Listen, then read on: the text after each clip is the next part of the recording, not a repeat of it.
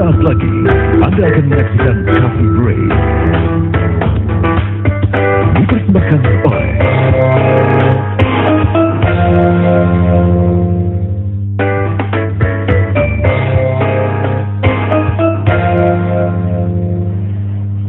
Iya, harusnya aku balik lagi, Sah. Hah?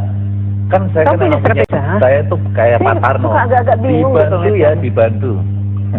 Kita ngilang, balik lagi. Kok sih kayaknya lebih pendek dari kamu sih duduk ya? Strategi deh. Nah, iya, Sah. Ya. Hadir di sini 3 narasumber kita, Sah. Apa Ya. apa yang akan kita bahas? Jadi untuk diskusi perbincangan kita kali ini Iya. adalah Run Red Plus Indonesia Run Red membuat itu apa? Red Rencana Plus Aksi bermanfaat Nasional. bagi komunitas, Iya. buat masyarakat sih sebenarnya, bukan buat komunitas juga. Nah, Iya. Run Red Plus itu apa artinya? Nanti kita akan tanya kepada 3 narasumber kita, Oh, tapi iya, sebelumnya sudah. kita sapa dulu. Betul. Perkenalkan dulu, Sah. Ya, selamat siang Bapak-bapak semua. Sudah siap? Ya, karena kalau udah penuh baru kita jalan. Itu Bang Kopa aja ya. Ya, ini sudah ada Bapak Profesor Haryadi Kartodiharjo. Iya. Beliau adalah Senior Advisor Satgas Red Plus untuk kebijakan tata kelola kehutanan dan lahan. Dan juga yang berikutnya ada Mas Zulfikar Mariadi. Iya. Ini adalah tim penulis strategi dan rencana aksi Red Plus Provinsi atau SRAP Papua Barat. Ya. Yo, ada cek di sekolah dong. Oh, yo. Ketua penulis draft Sumatera Barat ini. Ah, Ya, ini Pak siapa Profesor namanya? Hermansah. Assalamualaikum, Pak. Waalaikumsalam. Di mana Baik. Padang, Pak? Oh, itu di Padang, Pak. Air Tower. Oh, Oh, baik. saya akan Satu jelaskan, Kampuang. saya akan terjemahkan ya. Tadi agak roaming bahasa. Iya, satu Kampuang itu. Satu Kampuang ya, Iya. Kampuang dan jauh di Mato. Iya, betul. Baik. Di Tadi saya menanyakan bahwa apa sih, Pak, itu Run Red itu sendiri itu? Run Red Plus itu apa sih? Run Red Plus. Ya, sebetulnya ini diawali dari strategi nasional Red Plus. Jadi Red Plusnya sendiri adalah gampangnya itu adalah upaya untuk mengurangi kerusakan hutan. Oke. Nah, ketika strategi Hutan ini kita udah sudah gundul semua, Pak, ya? selesai, maka kita memerlukan rencana aksi dalam pengertian apa Iya. sebenarnya yang Yang akan dilakukan. terkait dengan upaya itu, gitu ya. Ya. Nah, ini penting karena pertanyaannya kemudian biasanya begini, bukankah kementerian, lembaga dan juga daerah melakukan itu juga gitu, pengurangan itu gitu ya. Nah, tetapi kita melihat bahwa itu sudah dilakukan, tetapi banyak hambatan-hambatan juga yang perlu diidentifikasi. Iya. Nah, kemudian secara khusus dikuatkan di dalam Run Red Plus itu. Iya. Nah, kemudian yang kedua tentunya nasional itu kan terdiri dari pulau-pulau dan provinsi-provinsi Ya. gitu ya. Nggak mungkin juga kita kemudian tidak mengkaitkan itu. Nah, oleh karena itu pada momen beberapa minggu ini kita memfokuskan kepada 11 provinsi. Iya. Antara lain adalah Sumatera Barat dan Papua ini Iya. yang masih memiliki kekayaan hutan alam yang luar biasa. Kalimantan rusak ya, Pak, ya? Kalimantan juga ada, jadi 11 itu termasuk juga Kalimantan Timur, Tengah dan Barat. Iya, Riau, Pekanbaru Ada ini juga berarti, ya? Sumatera Selatan, Jambi, Riau dan seterusnya. Hutannya juga masih banyak. Masih banyak. banyak. Nah, dari situ kemudian sangat penting kita melihat apa sebetulnya pokok persoalan yang terdapat di provinsi-provinsi ini. Iya. Karena kita mengetahui bahwa dengan keragaman kondisi di masing-masing provinsi bisa jadi persoalannya juga berbeda-beda. Iya. Nah, oleh karena itu meskipun ini adalah rancangan aksi nasional gitu ya, harus memperhatikan keragaman persoalan yang ada di provinsi itu. Masing-masing karena pasti berbeda-beda ya. Betul. Nah, sehingga nanti kita bisa lihat apa sebenarnya pokok persoalan di Papua gitu ya, dan bagaimana persoalan seperti itu di Sumatera Barat. Iya, Kan berbeda ya. Nah, itu yang kita lihat. Nah, dari situ kemudian kita ingin memastikan juga rencana aksi nasional Red Plus ini mesti kemudian juga bisa dijalankan oleh lembaga-lembaga yang ada. Jadi bukan hanya sekedar menghasilkan dokumen, Iya. gitu ya. Nah, dari situlah istilahnya itu ada mainstreaming.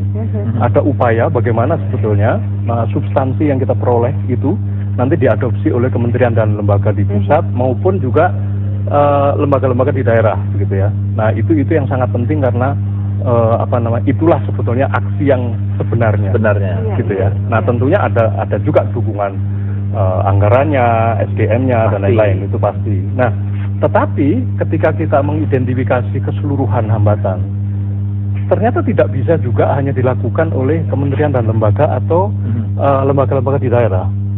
Nah, oleh karena itu salah satu di dalam rencana aksi nasional itu adalah bagaimana sebenarnya pemerintah itu membentuk sebuah unit kerja atau lembaga yang kuat gitu ya, untuk memastikan bahwa semua ini bisa berjalan. Nah, Ya, ini adalah salah Papua. satunya adalah Papua, ya. Ya, Nah, ini kan Papua kita tuh tahu hutan yang berpotensi tinggi ya, Betul, Pak, ya. kaya, Hutan yang ya. kaya ya Pak ya. Nah, Apa kira-kira- manfaat yang bisa didapat dengan adanya Red Plus ini Pak? Mas Zulfikar. Mas Zulfikar terlebih dahulu. Mungkin Gimana? sebelumnya saya menjelaskan dulu, Papua itu luas hutannya 34% dari luas hutan Indonesia.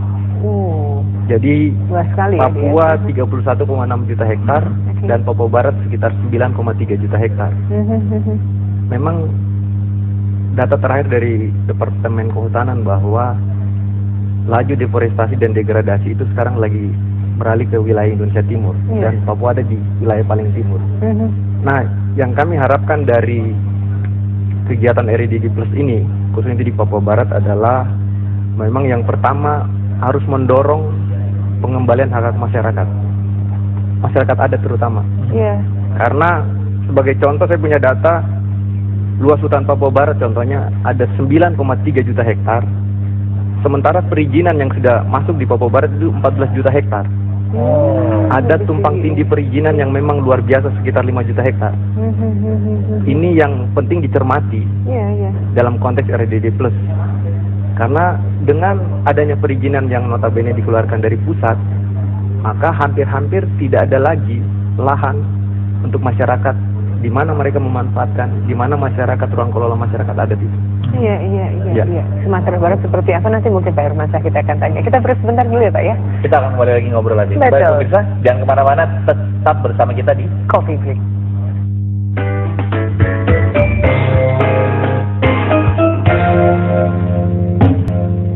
Harusnya udah tadi mau ngoceh mulu ngeliat tayangan. bagus banget. Sadar Alhamdulillah nggak sih itu. sebenarnya bahwa Indonesia itu memiliki kekayaan alam yang luar biasa, hutan terutama, ya. Nah, sekarang kita mau tanya sama Profesor Hermansyah. Iya, betul sekali. Ya. Baik. Nah, ini masalah tentang menetapkan berbasis negeri nagari, nagari. atau hutan berbasis nagari ini Apa apa tuh sih? maksudnya Pak? Baik, Mas Arsa ya. Jadi ini terkait apa yang disampaikan oleh Prof. Haryadi tadi, bahwa kita akan mengimplementasikan reduksi emisi dari deforestasi dan degradasi. Masing-masing provinsi kan harus mempunyai rencana aksi. Iya. Kita di Sumatera Barat, alhamdulillah hutan kita masih banyak yang terlindungi lah, Ya. gitu ya. Dan luasannya sekitar 2,4 juta hektar. Bukan itu udah jadi Ya. tambang semua tuh Pak. Dan di situ itu sebelum, Pak. 60%-nya adalah hutan lindung. Nah, hutan. Artinya hutan lindung ini itu perlu dipertahankan gitu. Betul. Bagaimana langkah mempertahankannya? Kita mempunyai strategi rencana aksi. Iya. Bagaimana membelikan hak pengelolaan itu ke masyarakat atau ke nagari gitu. Ya. Dan itu pun dapat dukungan yang kuat dari pemerintah provinsi bahwa masyarakatlah yang selalu berinteraksi dengan hutan. Mereka punya sawah, punya ladang, punya parak namanya kalau di Minang itu. Dan itu sudah ada dari zaman-zaman nenek Dahulu. dulu. Dan ini merupakan suatu filosofi bahwa hutan itu perlu dipertahankan. Iya, iya. Nah, jadi bagaimana ruang ini kita berikan hak pengelolaannya kepada nagari. Karena di nagari itu dia punya adatnya, punya nenek mamanya, Iya. punya kepala nagari. Bagaimana ini dikelola dengan baik oleh nagari. Punya inya, punya tuo Betul, juga ya. betul. Iya, iya. Di hak-hak inilah yang harus kita kembalikan, sehingga nanti pengelolaan atau konservasi itu betul-betul bukan diberikan tanggung jawab, tetapi diberikan suatu hak juga kepada mereka. Gitu. Iya. Supaya mereka bisa Ya. merangsang masyarakat yang lain untuk bisa sama-sama membangun, melindungi si hutan Melindungi itu. sesama. Kita juga bukan merangsang tapi menghimbau masyarakat yang ingin melakukan tampil interaktif silahkan di 2994118. Mungkin pemirsa punya pemikiran, silahkan di-sharing bersama Profesor Haryadi, Profesor Hermansyah, dan juga Mas Zulfikar Riki. Ya, dan kita masih lanjutkan lagi. Iya. Kalau saya melihat, apakah konsep ini bisa diterapkan di wilayah lain selain Sumatera Barat dan juga Papua? Misalnya Kalimantan, kan di situ hutannya juga banyak. Apakah Iya, Jambi masih juga bisa nggak hutannya juga dilindungi di banyak, Kalimantan? ya. Karena kan saya Sumatera yakin Selatan. sudah banyak tambang juga soalnya di Ya. sana. Itu gimana kira-kira? Ya, jadi ada satu hal penting yang mencuat ya ketika kita memastikan bagaimana rencana aksi ini bisa dijalankan, terutama betul-betul mengurangi degradasi tadi, itu adalah aspek status legalnya kawasan hutan. Karena baik di Sumatera Barat tadi maupun di Papua itu secara umum sebetulnya masih ditunjuk saja oleh pemerintah sebagai kawasan hutan negara, tetapi proses untuk memastikan hak-hak masyarakat adat dan seterusnya itu belum selesai dilakukan. Iya. Nah, itu menjadi sangat penting. Dan tentunya juga di Kalimantan, di Sulawesi juga ya. Itu memastikan, karena tanpa ada hak-hak dasar yang pasti, bagaimana orang akan melindungi kawasannya itu ya. Itu menjadi program tersendiri. Nah, ini programnya RED ini kan juga menggalang perhatian dari publik. Sebenarnya keuntungan untuk pihak publik atau masyarakat sendiri apa sih sebenarnya? Ada dua sebetulnya yang terkait dengan publik ini kan bisa tadi itu ya, masyarakat lokal secara langsung. Berarti ini ada persoalan keadilan, nanti ada income baru dan lain-lain. Yang kedua sebetulnya lingkungan. Kenapa kemudian namanya menjadi RED Plus kayak gitu? Karena memastikan bahwa hutan yang tidak berkurang itu bisa menyerap karbon, memastikan keanekaragaman hayati, mengurangi banjir dan lain-lain. Jadi ada dua fokus itu. Nah, teman-teman sebetulnya sekarang ini mulai melihat bahwa RED Plus ini mungkin E-nya bisa di dalam tanda kurung ya. Tanda kurung dalam artian gini, lepas ini ada persoalan emisi dengan global policy segala atau tidak, itu sebetulnya perhatian kita adalah pada dua hal tadi. Ini adalah persoalan masyarakat dan yang kedua adalah lingkungan hidup Indonesia. Gitu. Itu yang menjadi fokus sebetulnya sekarang. Ya. Nah, kalau melihat RED Plus ini sendiri untuk kekhususannya untuk Papua nih, ini bisa mengimplementasi dan bekerja sama lagi dengan mungkin wilayah-wilayah lain nggak, Mas Zulfikar? Mungkin senada dengan apa yang tadi Prof. Haryadi katakan. Memang faktor penting dalam implementasi RED Plus khusus untuk di Papua adalah pengembalian hak masyarakat adat itu sendiri. Seperti kita tahu bersama, hutan dan lahan di Papua Barat dikuasai oleh korporasi. Nah, ini sehingga kalau itu dikembalikan ke masyarakat, maka masyarakat yang dari sananya, dari dulunya memiliki rasa kepemilikan terhadap hutan, mereka kan menjaga hutan itu sendiri. Tanggapan dari masyarakat di Papua sendiri tentang adanya RED Plus di sana itu gimana? Seperti apa? Manfaat yang memang mereka di level rasakan? masyarakat memiliki respon karena memang hidup menjaga hutan, melindungi hutan itu sudah ada memang di tengah-tengah masyarakat dari dulu. Iya. Ada RED Plus atau tidak itu sudah ada. Ya. Tetapi memang masyarakat belum bisa berbuat banyak untuk sekarang ini di Papua. Karena adanya pembatasan akses terhadap hutannya, baik dalam pemanfaatan maupun pengelolaan. Karena yang tadi itu sudah dikuasai oleh korporasi besar. Ya. Apa kedepannya yang akan dilakukan, Pak Zulfikar? Mungkin bisa. Untuk Papua secara umum saya bagi dalam 3 hal. Ada jangka pendek, jangka menengah, dan jangka panjang. Dalam jangka pendek, yang saya pikirkan pertama adalah perlu adanya pemetaan hak ulayat masyarakat. Pemetaan ulang artinya ya. Pemetaan supaya ulang jelas, karena kita tahu bersama ada 200 lebih suku di Papua. Yang perlu dipetakan masyarakat suku A adalah wilayah adatnya di wilayah mana. Seperti itu untuk jangka pendek sebenarnya. Dan itu juga memang sekarang pemetaannya belum jelas ya, Pak ya? Pemetaannya ada diinisiasi oleh beberapa teman-teman NGO tapi masih sangat sedikit. Itu yang jangka pendek. Untuk jangka panjang, kalau pemetaan sudah jelas artinya apa nih manfaat? Kalau pemetaan sudah jelas sekali masyarakat suku apa harus memanfaatkan sumber daya alam mana. Jadi tidak tumpang tindih lah paling enggak. Itu yang jangka pendek. Untuk jangka menengah perlu perubahan mindset tentang added value dari hutan.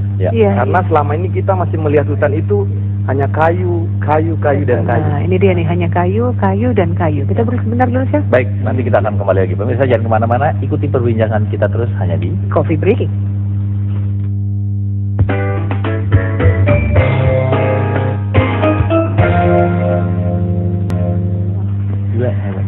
Iya, pemirsa kembali lagi bersama kami tentunya dalam Coffee Break. Segmen terakhir kebersamaan kita masih bersama Bapak Profesor Haryadi Kartodiharjo dan Bapak Zulfikar Maryadi dan Bapak Profesor Hermansyah. Dan kami juga masih membuka line telepon di 2994118. Nah, tadi kita mau lanjutin dulu sama Mas Zulfikar ya. Zulfikar. Silakan Mas, tadi ada yang masih belum selesai. Baik. Apa yang harus dikerjakan di Papua Barat? Tadi jangka pendeknya sudah bahwa perlu dilakukan pemetaan hak ulayat masyarakat adat. Betul. Jangka menengahnya adalah perubahan mindset tentang added value dari hutan. Jangan Tadi kan saya sudah sempat katakan orang memandang kayu dan kayu saja gitu. Padahal hutan memiliki fungsi lain, ada fungsi lindung, fungsi tata air yang kita tahu, peresapan di dalam itu. Itu untuk jangka menengahnya. Sehingga kita tahu persis bahwa kita tidak perlu memandang hutan itu hanya dari kayunya saja. ada benefit lain yang Feedernya diperoleh. juga dibutuhkan ya. Kemudian untuk jangka panjangnya, benefit sharing ini Iya. perlu disepakati juga, karena kita tahu bersama masyarakat menjaga hutan, ada air bersih yang setiap hari kita bisa minum lewat PDAM, Betul. tetapi masyarakat belum dapat manfaat apa-apa dari itu. Iya. Itu perlu dipikirkan. Tak kala masyarakat menjaga hutan, apa sih benefit, apa manfaat yang bisa masyarakat peroleh? Nah, Iya. itu tuh Itu dia. menarik. Ya. Pak, boleh Pak diteruskan Pak. Oh ya, Manfaat Profesor Hermansyah, ekonomi. ini masalah ekonomi Iya. kan berarti. kami sudah sebenarnya sama persepsi lah ya, Iya. bahwa Ya. satu sisi kita mengupayakan pengelolaan hutan itu dikembalikan ke masyarakat. Iya. Jangan Jadi dilepas. megang penuh adalah masyarakat. Tapi juga kita harus perhatikan kan, Mhm. bagaimana sih kondisi existing masyarakat kita yang di pinggir hutan. Ya. Jadi artinya ke depan, mudah-mudahan melalui Red Plus ini dengan Iya. beberapa strategi aksi yang dibuat, itu tidak terlepas dari pemberdayaan ekonomi. Mhm. Nah. Jadi di pemberdayaan ekonomi, salah satu sisi kita perhatikan Iya. itu menggali potensi yang ada di lokal itu, Mhm. potensi alamnya. Ya. Iya. Karena kalau kita berada di suatu wilayah itu, Iya. kita tidak melihat potensi-potensi yang ada gitu. Hmm.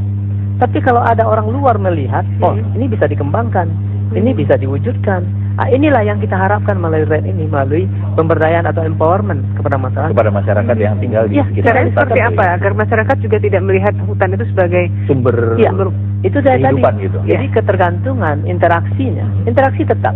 iya. Masyarakat akan selalu berinteraksi dengan hutan, sulit untuk melepaskan. Tapi interaksi ini kita robah paradigmanya. Jangan tergantung kepada kayu-kayu kata Pak Zul tadi. Iya. Mari kita lihat dari aspek yang lain. Iya. Di situ ada mungkin sumber air yang cukup bagus. Mhm. Kenapa tidak dikembangkan kepada kolam ikan dan sebagainya? Oh, Ya. iya bisa. Kemudian di jadi situ ada bahasa. pertanian, Iya. mungkin ada pengembangan agroforestry dan sebagainya. Jadi artinya banyak potensi yang bisa kita Iya, kembangkan. betul. Di hal itulah yang kita harapkan pengelolaan ini Mhm. ke masyarakat. Nah, perhatian kita harus, atensi kita harus tinggi terhadap itu. Iya, Jadi itu yang sangat penting. Yang Jadi program-program tinggi, ini ya. kita buat gitu. Dan ini pun harus bersifat integrasi. Ada pemerintah, Stakeholder, beberapa stakeholder, stakeholder. swasta dan pemerintah pun SKPD yang ada harus secara terpadu menangani. Mhm. Kita bersyukur ini di Sumatera Barat sudah ada gerakan kesejahteraan petani namanya, yang disebut dengan GPT. Itu suatu hal yang patut kita apresiasi, Iya. bahwa beberapa SKPD sudah menyamakan persepsi untuk melakukan pemberdayaan pada tempat yang sama. Ya. Ini yang perlu kita kuatkan untuk ke depan. Iya. Kami bersyukur sekali ini 2 minggu yang lalu kawan-kawan dari beberapa provinsi melihat bagaimana sih existing kondisi Iya. program pengelolaan hutan berbasis masyarakat Iya. yang disebut dengan community based forest management itu di Sumatera Barat. Alhamdulillah kawan-kawan menyatakan bahwa ini suatu hal yang existing yang bagus. Luar biasa. Karena di tingkat tapak itu sudah ada suatu lembaga pengelola hutan nagari. Iya. nah, Di situ ada humasnya, di situ ada juga kasih programnya, ada juga suatu kelompok yang peduli mengenai pengamanan hutan. nah, Iya. Jadi lengkap ya jadi iya, semua. dia membuat peraturan, Strukturnya dia sudah ada menjalankan, ya, berarti. dia yang mengontrol. Mhm. Kontrol sosial, sanksi sosial lebih tinggi daripada denda-denda. Denda-dendanya ya. Jadi kalau kontrol Baik. sosial di situ, suatu orang yang membuat di luar aturan itu, Iya. kontrol sosialnya berjalan. Tapi bagaimana kita menguatkan ya nilai-nilai kearifan itu yang sudah ada dengan perhatian yang tinggi dari apa kita.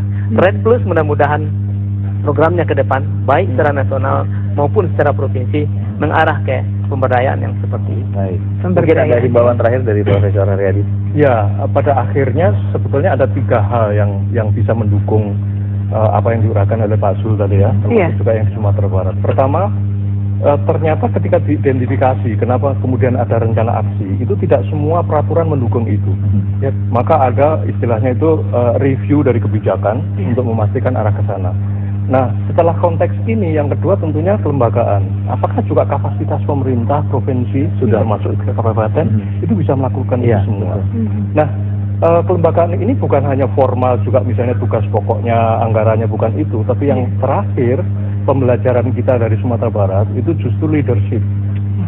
Tanpa ada leadership, Iya. tanpa ada sebuah pimpinan yang mempunyai kewenangan utuh di Dan provinsi dan mengarahkan juga ya. kabupaten, memimpin, menjalankan itu semua, mengkoordinasikan dengan kabupaten, itu nggak bisa juga. Nggak bisa juga. Jadi meskipun ada regulasi, meskipun ada kelembagaan yang cukup, tapi kalau leadershipnya tidak mendukung itu semua, nggak jadi juga. Semuanya terintegrasi. Nah, itu yang Baik. yang sangat penting. Terima kasih Baik, Profesor luar biasa Hardi, ya. terima kasih Profesor Hermansyah dan juga Mas Pak Zulfikar. Zulfikar, terima kasih. Dan pemirsa, itu dia tadi perbincangan kita bersama Run Red Plus Indonesia. Semoga bisa bermanfaat untuk Anda. Kita kembali lagi setelah yang satu ini.